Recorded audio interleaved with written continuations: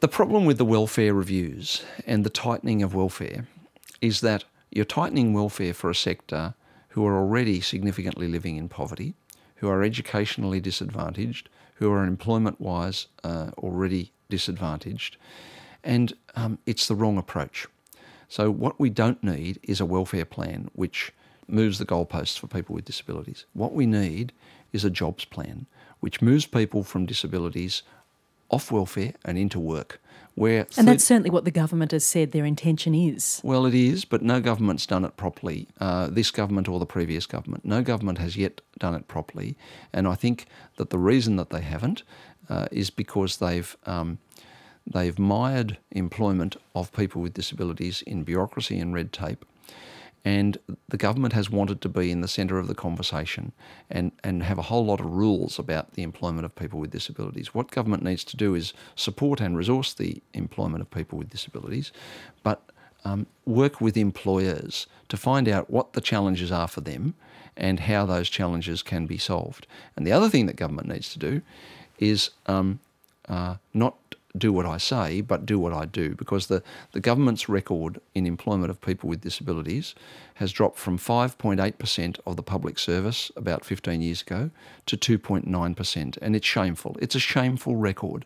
And so government can't stand up and say you have to do this to the private sector when they're not doing it themselves. So they need to turn that around, and the way that I suggest they could turn it around is that they could allocate funding, extra staff funding to every member of Parliament if they employed a person with a disability in their office. And that would not only give 200 or 300 people with disabilities a job, but it would be a real window face of government demonstrating the positive benefits of employing people with disabilities. Although this is an era where the federal government looks set to lay off 16,000 or more public servants. Well, that's right. We always find this with new governments. New governments lay off public servants and then gradually employ them again. And I think this government will do that. The last government did that. The government before them did it. I think the per capita survey in Australia done recently actually demonstrates that the vast majority of Australians, I think it's in the 60%, are prepared to pay more tax if they get better services.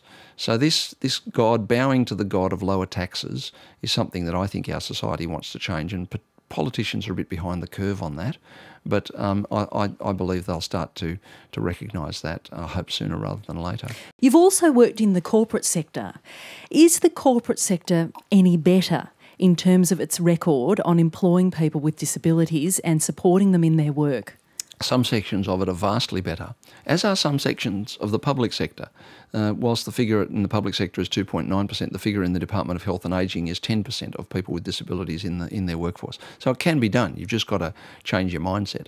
Westpac are at 13%.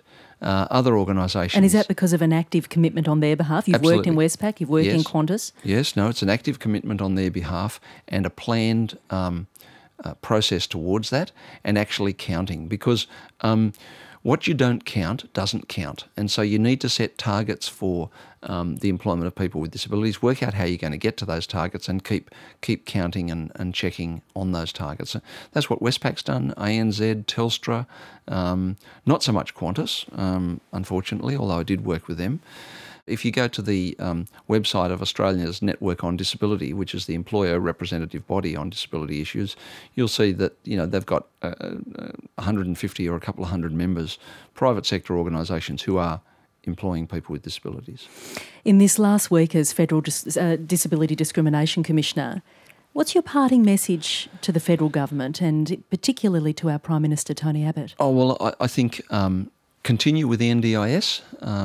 You know the importance of it to people with disabilities, so keep that going. Don't have a welfare plan to try and move people with disabilities off welfare, just make us poorer than we currently are.